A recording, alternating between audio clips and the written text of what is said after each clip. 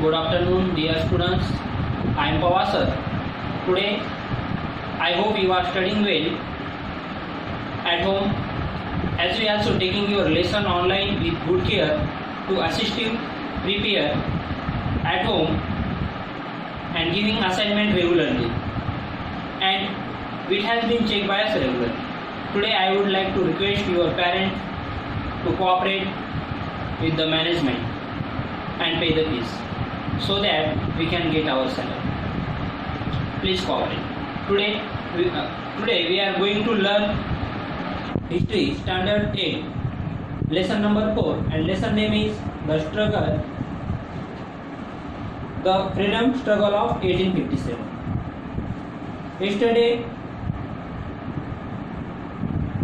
Yesterday before few videos completed. Today new point start. Page number 15, 1515. Open your textbook. Look at the textbook. यहाँ पे देखो, ये देखो उमाजी नाइक, इसका ये फर्स्ट पैराग्राफ यहाँ तक हो चुका था. The date in the Pune, उसकी डेट कहाँ पर हुई थी?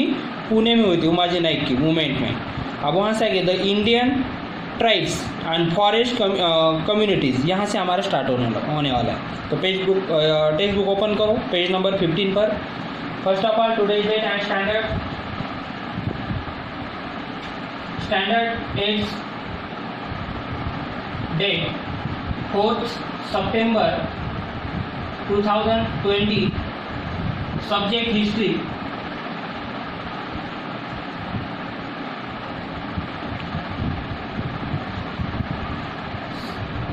Fourth lesson name is the freedom struggle of 1857. The freedom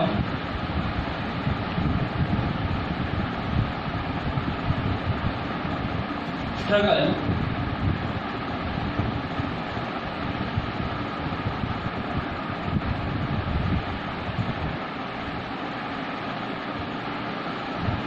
of 1857. Okay. चलो इसमें देखते हैं अब हम स्ट्रगल कैसे हुआ था 1857 का. इसके पहले मैंने बताया था कि उसके क्या क्या रीजन थे कि ये स्ट्रगल हुआ था, लोगों को क्यों इतना गुस्सा था. 1857 डायरेक्टली ये हो गया था क्या? तो डायरेक्टली नहीं हुआ था, इसके पीछे भी बहुत सारे रीजन थे. वो रीजन मैंने इसके पहले की वीडियो में बताया, वो जाकर देख लो एक बार. Now start today's point. The Indian tribes and forest communities also challenge the British rule. अभी इनके लिए भी एक ब्रिटिश रूल का क्या था, एक चैलेंज था फॉरेस्ट कम्युनिटीज के. Their livelihood was the depend on the forest resource. और वो किसके ऊपर डिपेंड थे? फॉरेस्ट के ऊपर डिपेंड थे. और उनके लिए भी क्या थी, एक ट्राइब्स मतलब एक आदिवासी एक जमात थी. वो क्या करते थे, वो जंगल से जो भी इनकम मिलता था फॉरेस्ट से, वो ले जाकर वो बेचते थे, उससे पैसा कमाते थे. ओके, ऐसा करते थे. और द लिवलीहुड उनका उसके ऊपर ही जीवन डिपेंड था, depend on the forest resource उसके रिसोर्स के ऊपर. The British law put restriction on it. और ब्रिटिश लॉ उनके लिए भी लागू हो गया था. कंसिक्वेंटली बिहार में कौन सा था? देखो, कोलम एरिया ऑफ छोटा नागपुर, गोंड ऑफ ओडिशा. गोंड क्या है? ये ट्राइब्स है, संथाल ऑफ बिहार में था. Fought against the British. और ये भी लोग 1857 के फॉट में ये भी इंक्लूड हो गए थे. The Gadkaris from the Kolhapur and Found Sawan from Kokar also challenged the British. इनके लिए भी ये ब्रिटिश का एक चैलेंज था बिफोर 1857 के पहले. Some जमींदार and royal class from different territories rebelled against the British. और ये सब टेरिटरीज भी ब्रिटेन के खिलाफ आ गए थे 1857 में. In the army of East India Company, there were many Indian सिपाहीज. और आर्मी ईस्ट इंडिया कंपनी के जो भी सिपाही थे वो भी इनके खिलाफ हो गए थे. दे पेज नंबर 16 पे चलो. They were ill treated by the company. Their salary and allowance were very less compared to the British soldiers. तो देखो ब्रिटिश सोल्जर के कंपेयर में इंडियन सोल्जर को ये ब्रिटिश जो भी गवर्नमेंट था वो क्या करता था, सैलरी बहुत लेस, बहुत कम देता था। In 1806 at Vellore and in 1824 at Barakpur, the revolt took up a higher front. तो देखो 1824 में बराकपुर में और 1806 में वेलोर में क्या हुआ था, उनके खिलाफ हायर किया गया था। किसके? ब्रिटेन के खिलाफ। ब्रिटेन के जो भी बड़े बड़े जो अधिक वहाँ के जो भी कमिश्नर थे उनके खिलाफ। ऑल दिस रिबेलियन से की मूवमेंट था, विद्रोह था, took place in their respective territories. They were local in the nature and single-handed the British forcefully broke down the revolt. और उसको तोड़ने की कोशिश कौन कर रहे थे? सब ये ब्रिटिश लोग रिवोल्ट करने की कोशिश कर रहे थे उनके साथ। British public unhappiness was the suppressed but it did not vanish. और पब्लिक क्या हो गई थी? अनहैप्पीनेस हो गई थी, कोई खुश नहीं था ब्रिटिश के रूल के ऊपर। This anger brush on it's the freedom struggle of 1850। और इससे ही लोगों गुस्सा हो गए थे सब बातों से, और उनका सब गुस्सा एक ही बात का बाहर निकल में आया था 1857 में। At various places the rebellions took place against the British. और ये सब हेरियस प्लेस है, मतलब बहुत सारे अलग अलग पार्ट से सब लोग क्या हो गए थे, इकट्ठा हो गए थे ब्रिटिश के खिलाफ। The discontent in the minds of the Divers class before, but in the form of this the struggle and it the outbreak was in the form of the armed rebellion। तो वहाँ पे देखो discontent in the minds of a diverse class। diverse class मतलब जो भी high class के रहो, लो class के रहो, गरीब रहो, रिच रहो, पुअर रहो, जो भी लोग हैं ये सब इसमें इंक्लूड हो गए थे इस वार में। ओके, तो ऐसा ये वार हुआ था ब्रिटिश के खिलाफ 1857। इसलिए ये 1857 का वार बहुत ही इम्पोर्टेंट माना जाता है हिस्ट्री के लिए।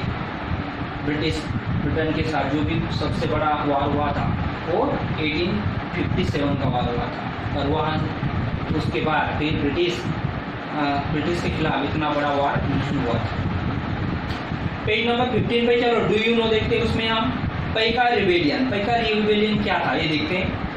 From medieval times there was a system of a paika existence in the Odisha. अभी कौन से टाइम पे था? मिडिवल टाइम पे। मॉडर्न टाइम पे था क्या? नहीं, मॉडर्न में मिडिवल टाइम पे था। एंशिएंट, मिडिवल और मॉडर्न ऐसे पीरियड होते हैं। मिडिवल टाइम पे वहाँ पर एक सिस्टम थी Paika existence in the Odisha में। The standing army of various independent kings were known as the Paika. तो ये सब लोग क्या करते थे? किसके ऊपर डिपेंड रहते थे? किंग के ऊपर डिपेंड रहते थे। किंग उन्हें क्या करता था? कभी जमीन देता था, उनकी लैंड देता था, फिर वो लैंड के ऊपर वो क्या करते थे? अपना गुजारा करते थे, उसमें से कुछ वो लेते थे और कुछ किंग को देते थे। तो ऐसा एक ये पैका रिबेलियन उड़ीसा में था। Paika rent free land where the granted to them of cultivation by the king. और उसके कल्टीवेशन के हिसाब से और रेंट के हिसाब से फ्री लैंड वहाँ पर वो करता था। द पैकर और देयर द लिवलीहुड। अभी पैका उनका एक अर्न था, एक जीने का लिवलीहुड था। It's the return they were suppose to stand by the king's side in case of eruption of war. In 1803 the English conquered Odisha.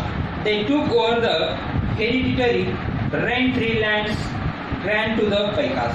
अब हेरिडिटरी उनका मीनिंग क्या होता है कि जो किंग की लैंड करता था पहले जो इंसान, वो जब उसकी डेथ हो जाती है तो उसके बाद फिर उसकी लैंड वो कौन करेगा? फिर उसका सन करेगा। किसका? जिसकी डेथ है उसका सन फिर वो लैंड करेगा, उसे कहते हैं hereditary. Okay, generation to generation, उसके बाद उसका लड़का वो लैंड करता है किंग की। Rent free lands ungranted to the Paikas. This made the Paikas angry. Similarly common man's, और ये पैका से सिमिलरली जो कॉमन मैन्स क्या हो गए थे? एंग्री हो गए थे। Life hand also became the miserable because of rise in the salt price due to the tax impose on its by the British. और उसके बाद ब्रिटिश ने क्या किया था कि जो साल्ट है, साल्ट जो कंपनी के थ्रू बनाते थे कौन? ब्रिटिश लोग। और वो बनाने के बाद फिर वो क्या करते थे? अपने मन में जितना भी आएगा उतना टैक्स उसके ऊपर वो बढ़ाते थे। उसका रेट आप बढ़ाने का काम वो ब्रिटिश लोग करते थे। कितना है उसके ऊपर वो ये टैक्स बढ़ा देते थे, ज़्यादा से ज़्यादा रेंट बढ़ा देते थे, और ये आम लोगों के लिए अच्छी बात नहीं थी, क्योंकि आम लोग इतना सारा पे रुपीज नहीं दे सकते थे, इसलिए उनके ऊपर सब एंग्री हो गए थे। This resulted in the rebellions on Paikas against the British in 1870। तो उनके अगेंस्ट ब्रिटिश के अगेंस्ट देखो रिबेल्स हुआ था, एक मूवमेंट हुई थी, रिवोल्ट हुआ था। Bakshi Jagabandhu Vidyadhar led this revolt, तो जिसके अंडर में हुआ था बक्सी जगनबंधु विद्याधर लेड, उसके अंडर में रिवोल्ट हुआ था। तो देखो इसे कहा जाता है पैका रिवोलियंस। ओके, कहाँ पर था पैका रिवोलियंस? ओडिशा में था। किंग उसको लैंड देता था, उसके लैंड के ऊपर वो दूसरे लोग क्या करते थे, वहाँ पर लैंड में क्रॉप्स निकालते थे, मेहनत करते थे। ओके, और उसके ऊपर अपना खुद का अर्न चलाते थे, लिवलीहुड होते थे। You understand? नेक्स्ट पॉइंट है केजेस फॉर द स्ट्रगल ऑफ 1857। अब इसके 1857 के केजेस क्या है वो हम देखने वाले नेक्स्ट पीरियड में। Do you understand? Now stop lecture. We will meet next video. Thank you.